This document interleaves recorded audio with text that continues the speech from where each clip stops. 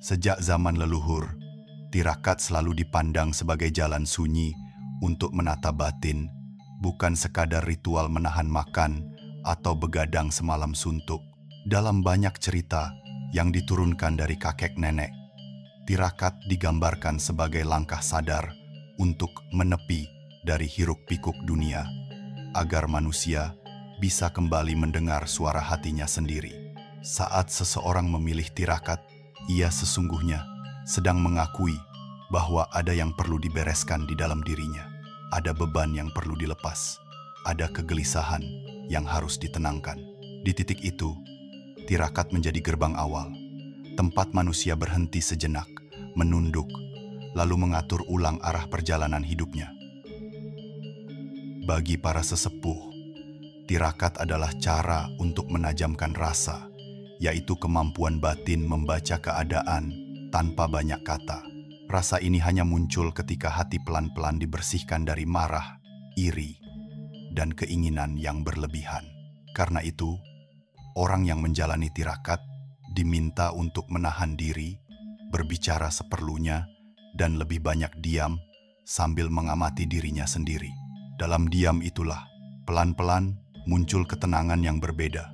Bukan tenang karena masalah hilang, tetapi tenang karena hati mulai kuat. Inilah salah satu makna tirakat yang sering ditekankan leluhur, bahwa kekuatan sejati tidak selalu tampak di luar, melainkan terasa di dalam. Angka 7 dalam tirakat 7 hari 7 malam bukan hanya angka, tetapi simbol perjalanan. Banyak tradisi di Nusantara yang menganggap 7 sebagai lambang lapisan hidup dan lapisan batin manusia.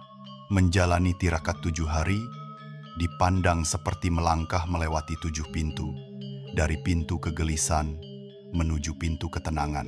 Hari-hari awal biasanya terasa berat, tubuh dan pikiran masih berontak, tetapi semakin hari, jika dijalani dengan ikhlas, batin mulai lebih tunduk dan pasrah. Disinilah leluhur percaya, pintu-pintu batin mulai terbuka, dan manusia lebih mudah menerima petunjuk halus dari Tuhan dan para leluhur. Tirakat juga mengajarkan keberanian untuk melihat diri sendiri apa adanya. Dalam kehidupan biasa, manusia sering menutupi luka dan kelemahannya dengan kesibukan. Namun, ketika tirakat dimulai, tidak ada lagi tempat bersembunyi. Dalam hening, seseorang mulai menyadari kesalahan yang pernah ia buat, orang-orang yang pernah ia sakiti, dan pilihan hidup yang mungkin membuat batinnya menjauh dari jalan yang benar. Momen menyadari ini memang tidak selalu nyaman, tetapi justru disitulah tirakat bekerja, pelan-pelan, melunakkan hati yang keras, dan membuka ruang untuk bertaubat, memperbaiki diri, dan memulai ulang dengan niat yang lebih bersih. Leluhur juga mengajarkan bahwa tirakat adalah cara menata energi dalam diri. Setiap emosi, pengalaman, dan pikiran meninggalkan jejak, ada yang mencerahkan, ada yang menggelapkan. Jika dibiarkan menumpuk, batin menjadi berat dan langkah hidup terasa kacau. Dengan tirakat, seseorang diajak berhenti mengisi dirinya dengan hal-hal baru dan mulai membersihkan yang lama. Menahan keinginan, mengurangi makan, dan banyak berdiam diri membuat batin seperti air keruh yang dibiarkan mengendap pelan-pelan kembali jernih. Dari kejernihan inilah muncul rasa lega, lapang, dan enteng yang sering diceritakan orang setelah selesai tirakat. Dalam banyak tradisi, tirakat juga dilakukan di tempat-tempat tertentu yang dianggap punya daya tenang, seperti dekat sungai, di bawah pohon besar, di ruang kecil yang selalu dijaga kebersihannya, atau di sudut rumah yang sengaja dijadikan ruang doa. Tempat-tempat ini dipilih agar manusia lebih mudah menyatu dengan alam. Saat malam sunyi, suara angin, gemericik air, atau suara serangga menjadi pengingat bahwa manusia bukan satu-satunya makhluk di dunia. Ia hanya satu bagian kecil dari ciptaan Tuhan yang luas. Kesadaran ini membuat hati lebih rendah, lebih tahu diri, dan tidak mudah sombong. Melalui video ini, penonton diajak untuk memahami tirakat 7 hari 7 malam bukan sebagai sesuatu yang menyeramkan, tetapi sebagai warisan kearifan leluhur yang syarat makna, Kita akan membahas mengapa leluhur melakukan tirakat, apa tujuan batinnya, bagaimana persiapannya, dan apa saja rahasia yang dipercaya tersembunyi di balik laku ini. Semua akan dijelaskan dengan bahasa yang sederhana, namun tetap menjaga rasa hormat terhadap tradisi dan dunia gaib Nusantara. Dengan begitu, penonton bukan hanya tahu tentang tirakat, tetapi juga bisa merasakan getaran nilai-nilai leluhur yang masih relevan untuk kehidupan sekarang. Sejak dahulu, para leluhur memahami bahwa kehidupan tidak hanya diisi dengan tubuh dan pikiran, tetapi juga dengan batin yang harus dijaga kesehatannya. Tirakat dipilih sebagai cara paling sederhana namun paling dalam untuk merawat batin itu. Melalui tirakat, seseorang dipaksa berhenti dari kebiasaan mengejar dunia, lalu mulai menengok kondisi dirinya sendiri. Para leluhur percaya bahwa manusia yang tidak pernah menepi akan mudah terseret arus keinginannya sendiri. Karena itulah tirakat menjadi ajaran penting, agar seseorang kembali menyadari batas-batas dirinya dan tidak tenggelam dalam ambisi yang bisa merusak hidupnya. Leluhur juga meyakini bahwa tirakat adalah cara untuk menjaga hubungan halus antara manusia dan alam. Mereka percaya bahwa alam selalu memberi tanda kepada manusia, tetapi tanda itu hanya bisa dibaca oleh hati yang tenang. Dengan tirakat, seseorang diajak menurunkan gelombang dalam pikirannya, sehingga ia lebih peka terhadap tanda-tanda yang diberikan oleh alam, baik melalui mimpi, suara, maupun kejadian kecil yang terlihat sepele. Sensitivitas ini dulu sangat penting, terutama bagi mereka yang hidup bertani, berburu, atau menjaga tanah adat. Bagi para penjaga tradisi kuno, tirakat adalah cara melatih keteguhan hati. Mereka percaya bahwa hidup selalu memberikan ujian, dan hanya orang yang kuat batinnya yang mampu berjalan tanpa kehilangan arah.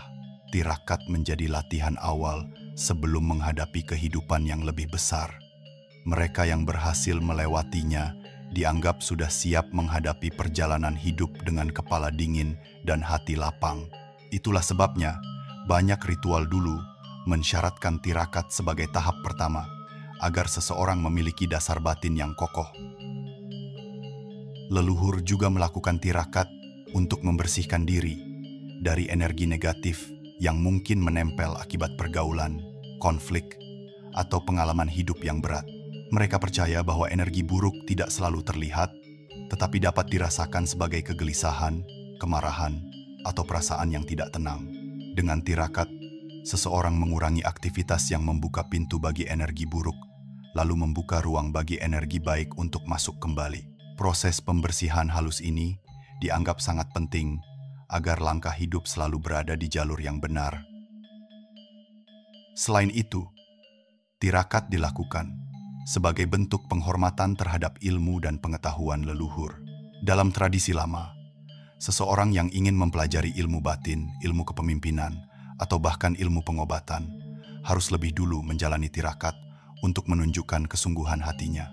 Bukan karena ilmunya berbahaya, tetapi karena ilmu itu hanya boleh diberikan kepada orang yang betul-betul siap menggunakannya dengan hati yang bersih. Tirakat menjadi cara untuk menguji apakah seseorang sudah cukup rendah hati dan bijak.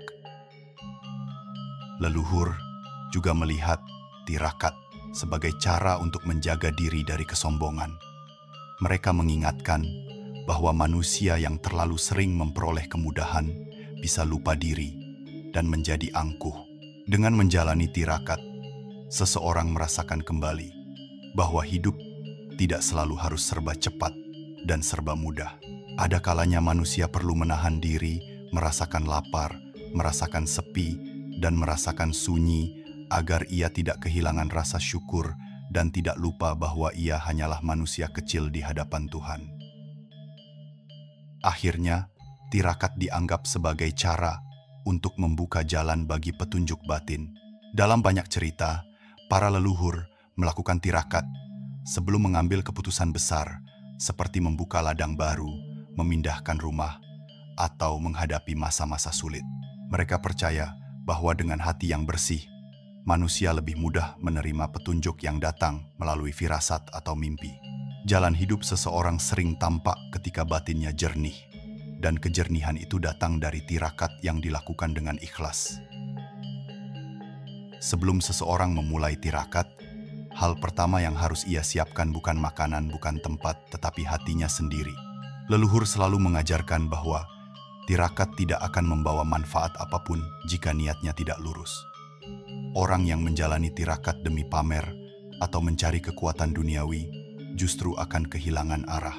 Karena itu, persiapan batin selalu dimulai dari kejujuran pada diri sendiri. Apa yang ingin dicari? Apa yang ingin disembuhkan? Apa yang ingin ditata ulang dalam hidup? Ketika seseorang mampu menjawab pertanyaan itu dengan jujur, barulah ia layak melangkah masuk ke jalan tirakat.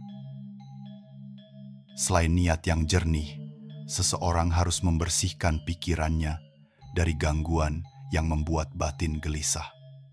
Leluhur sering mengingatkan bahwa pikiran yang kacau akan membuat tirakat terasa berat.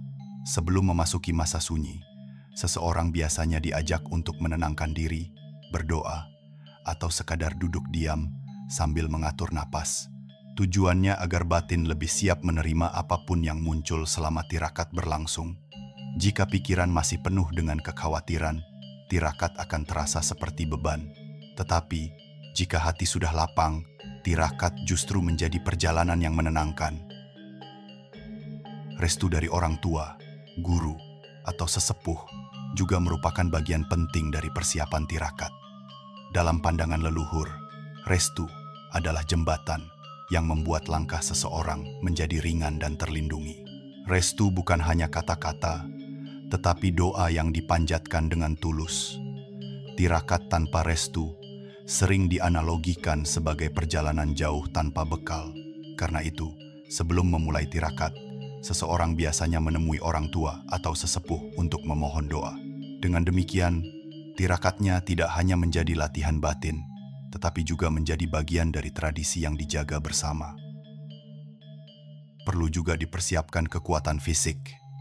Tirakat bukan untuk menyiksa tubuh, tetapi tubuh tetap perlu siap menghadapi perubahan pola makan, tidur, atau aktivitas.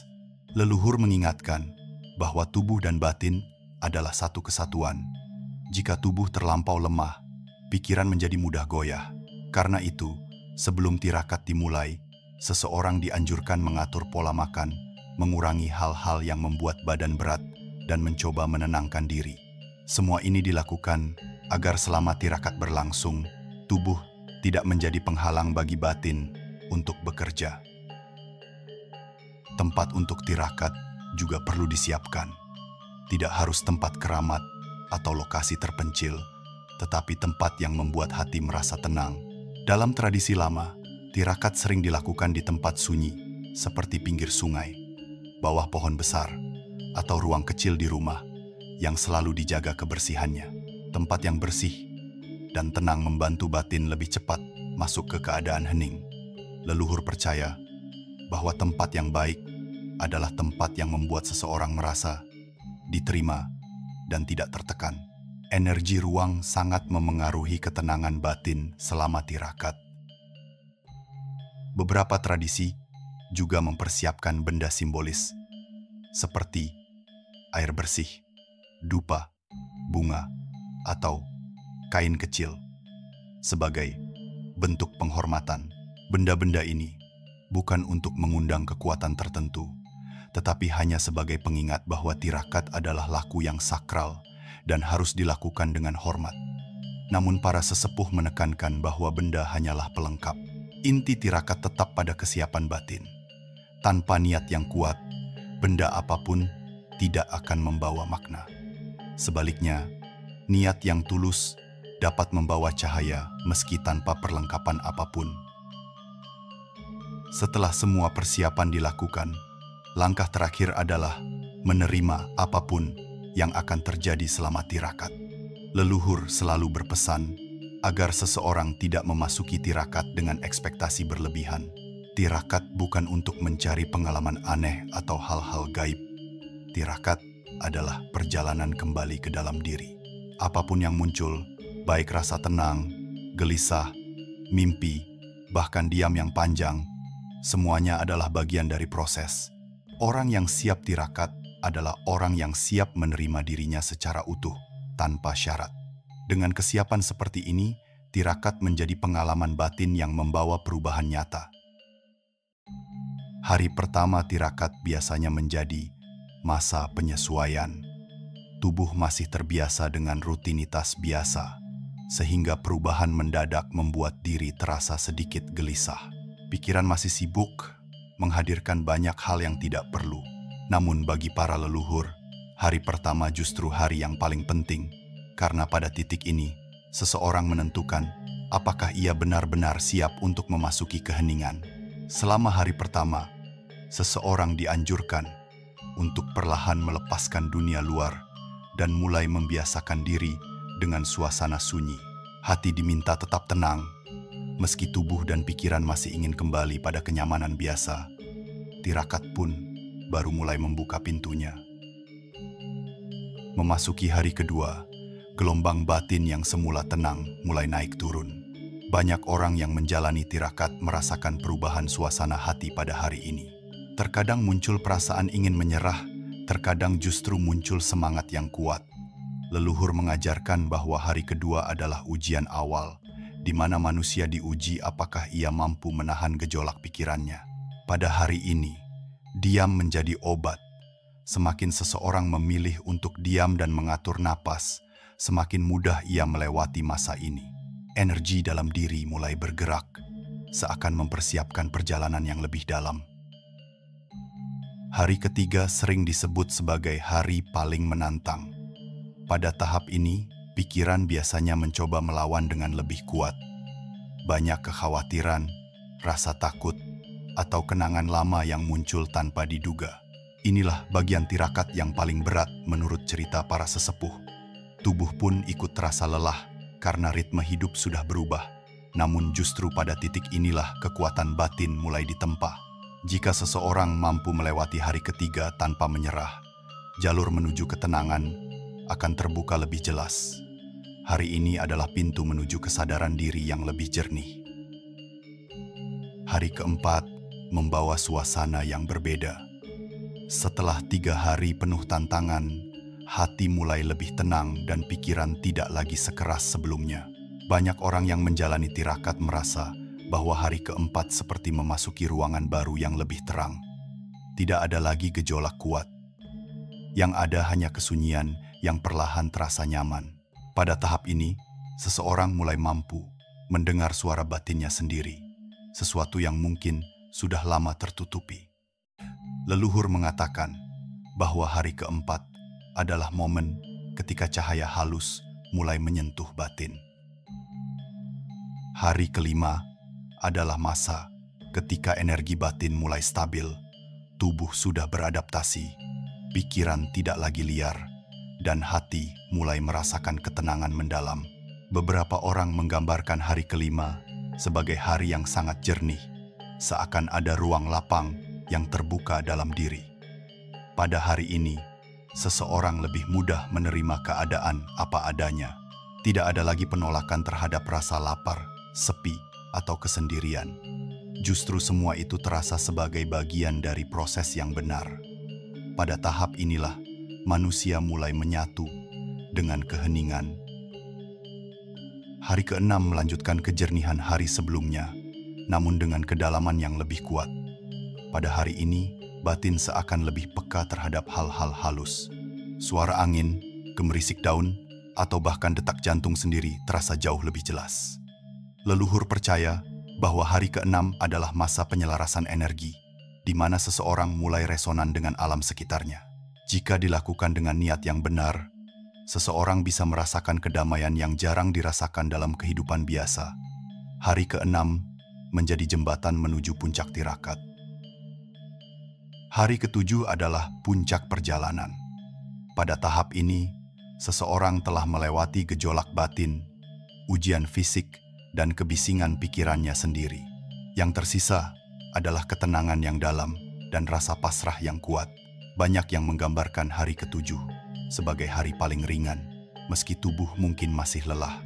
Leluhur mengatakan bahwa saat seseorang mencapai hari ini, tirakat telah menyelesaikan tugasnya, yaitu membawa manusia kembali kepada dirinya sendiri. Hari ketujuh bukan akhir, tetapi awal dari diri yang telah dibersihkan. Tanda-tanda halus biasanya mulai muncul ketika seseorang menjalani tirakat dengan sungguh-sungguh. Tanda itu tidak selalu berupa kejadian luar biasa, tetapi justru sering hadir dalam bentuk sederhana, seperti mimpi yang terasa lebih jelas dari biasanya, atau firasat yang muncul tanpa alasan. Leluhur mengajarkan bahwa mimpi selama tirakat bukanlah mimpi biasa. Mimpi itu bisa membawa pesan, bisa membawa peringatan, atau bisa menjadi cermin dari kondisi batin yang sedang dibersihkan. Kadang seseorang bermimpi bertemu air, cahaya, atau jalan panjang yang tidak berujung. Semua itu adalah simbol yang menunjukkan bahwa tirakat mulai bekerja di dalam dirinya. Selain mimpi, tubuh juga sering menunjukkan tanda-tanda perubahan energi. Ada orang yang merasakan panas lembut di punggung atau di dada. Ada juga yang merasakan dingin, seolah angin halus menyentuh kulitnya, meski tidak ada angin di sekitar. Dalam pandangan leluhur, tanda seperti ini bukan gangguan, tetapi reaksi alami ketika energi lama mulai diangkat dari tubuh dan digantikan dengan energi yang lebih bersih. Begitu tubuh mulai selaras, batin ikut menjadi lebih tenang. Ini adalah tanda bahwa tirakat tidak hanya bekerja di dalam pikiran, tetapi juga masuk ke lapisan energi dalam diri. Ada pula tanda berupa perubahan suasana hati. Pada awal tirakat, seseorang mungkin merasakan gelisah, namun ketika ia mulai terbiasa dengan keheningan, perasaan itu pelan-pelan berubah menjadi ketenangan yang sulit dijelaskan. Mereka yang menjalani tirakat sering menggambarkan momen ini sebagai rasa damai yang mengalir tanpa sebab. Tidak ada yang berubah di luar, tetapi ada yang berubah di dalam. Leluhur menyebut keadaan ini sebagai terbukanya pintu rasa ketika batin mulai menerima keadaan tanpa perlawanan. Sebagian orang juga merasakan kehadiran sesuatu yang tidak dapat dilihat oleh mata. Bukan berarti melihat sosok atau bayangan, tetapi lebih kepada sensasi seperti sedang diperhatikan atau dijaga. Dalam ajaran tradisional, ini disebut sebagai kehadiran energi leluhur atau penjaga alam. Mereka tidak datang untuk menakutkan, melainkan sebagai bentuk perlindungan. Kehadiran ini biasanya lembut, seperti angin tipis yang lewat atau suasana yang tiba-tiba menjadi lebih hangat. Bagi leluhur, tanda ini menunjukkan bahwa seseorang menjalani tirakat dengan niat yang benar. Tanda lain yang sering muncul adalah meningkatnya kepekaan terhadap suara dan alam sekitar. Suara yang sebelumnya tidak terdengar, seperti gemerisik daun, aliran air kecil, atau suara malam, tiba-tiba menjadi lebih jelas. Ini bukan karena pendengaran menjadi lebih tajam, tetapi karena batin sudah mulai hening. Ketika batin hening, manusia menjadi lebih terhubung dengan dunia sekelilingnya. Leluhur percaya bahwa alam selalu berbicara, tetapi hanya hati yang tenang yang mampu mendengarnya. Dalam beberapa kasus, seseorang juga bisa merasakan perubahan waktu yang berbeda. Ada saat di mana waktu terasa berjalan sangat cepat, dan ada pula saat di mana waktu terasa berhenti. Ini bukan kejadian gaib, tetapi tanda bahwa pikiran sudah tidak lagi sibuk menghitung dan mengontrol. Pikiran yang tenang tidak lagi terikat oleh ritme biasa. Pengalaman ini sering membuat seseorang lebih memahami bahwa waktu dalam banyak hal adalah urusan batin. Jika batin tenang, waktu terasa ringan. Jika batin kacau, waktu terasa berat. Meski demikian, para sesepuh selalu mengingatkan agar tidak terlalu terpaku pada tanda-tanda halus tersebut. Tanda itu bukan tujuan tirakat. Tujuan utama tirakat tetap sama, yaitu membersihkan diri, menata batin, dan mendekatkan diri kepada Sang Pencipta. Tanda-tanda hanyalah pengingat bahwa seseorang sedang berada di jalur yang benar. Tugasnya adalah terus berjalan dengan rendah hati, tidak merasa lebih tinggi hanya karena pernah mengalami sesuatu yang berbeda. Tanda adalah efek samping, bukan penghargaan. Yang terpenting adalah perubahan batin yang muncul setelah tirakat selesai. Salah satu tujuan utama tirakat adalah membersihkan batin dari sifat-sifat yang membuat hidup menjadi berat.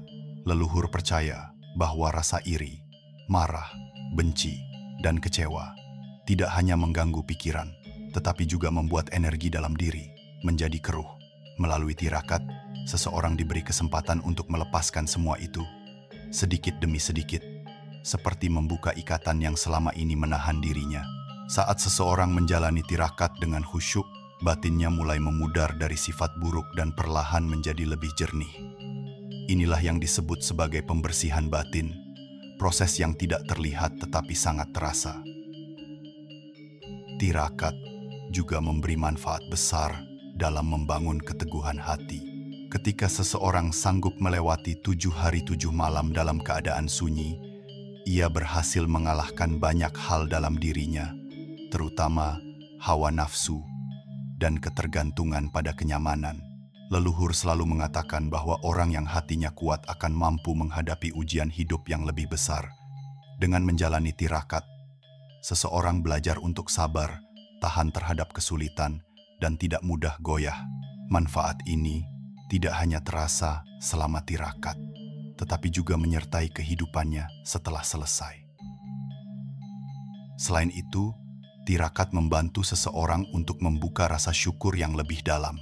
Saat seseorang menahan diri dari makan, tidur, atau hal-hal yang biasa ia nikmati, ia akan menyadari betapa berharganya hal kecil yang sering ia abaikan.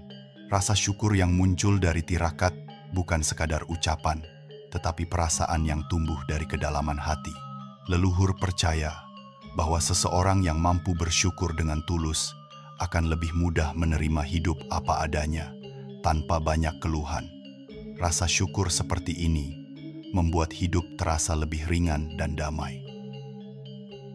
Tirakat juga merupakan cara seseorang menyelaraskan diri dengan alam dan energi leluhur.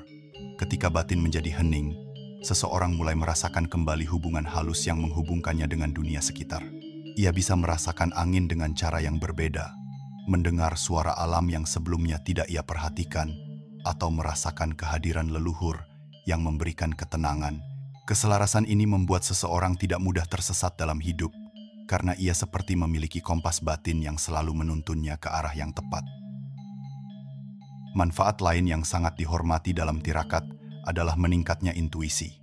Intuisi adalah kemampuan untuk mengetahui sesuatu tanpa harus berpikir panjang. Dalam kehidupan sehari-hari, intuisi sering tertutup oleh kebisingan pikiran. Namun, ketika seseorang menjalani tirakat dengan penuh kesungguhan, pintu intuisi perlahan terbuka. Leluhur mengatakan bahwa intuisi adalah mata kedua dalam kehidupan, mata yang melihat apa yang tidak terlihat oleh mata biasa. Dengan intuisi yang tajam, seseorang bisa mengambil keputusan yang lebih tepat, bahkan dalam keadaan sulit. Tirakat juga membawa seseorang pada kejernihan dalam mengambil keputusan. Setelah 7 hari berada dalam keheningan, batin seseorang menjadi lebih mampu membedakan mana yang penting dan mana yang hanya keinginan sesaat. Banyak orang menjalani tirakat sebelum mengambil keputusan besar dalam hidup.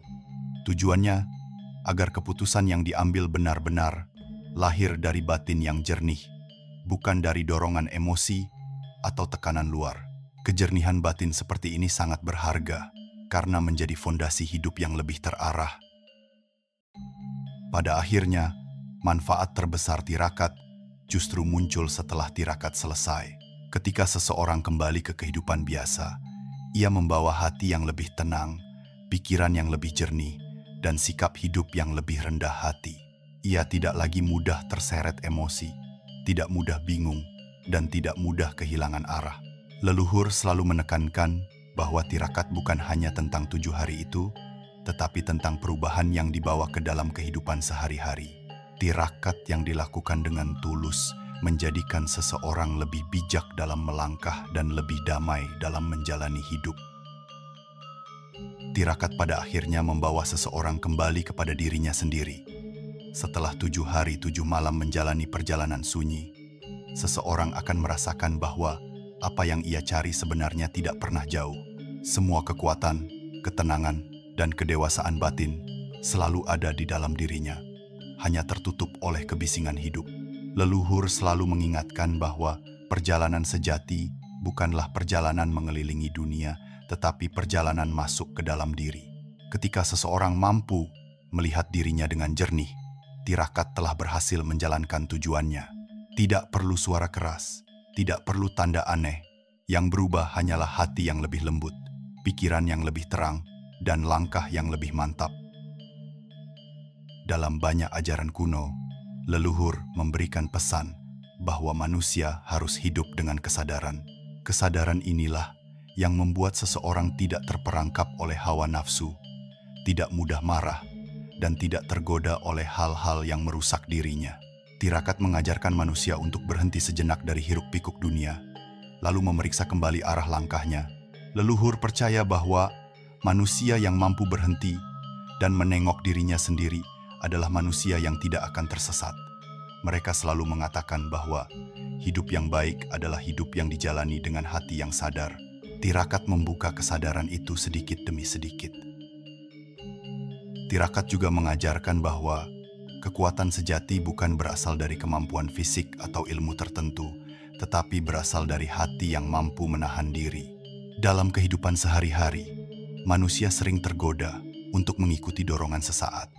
Namun selama tirakat, seseorang belajar untuk mengendalikan dirinya.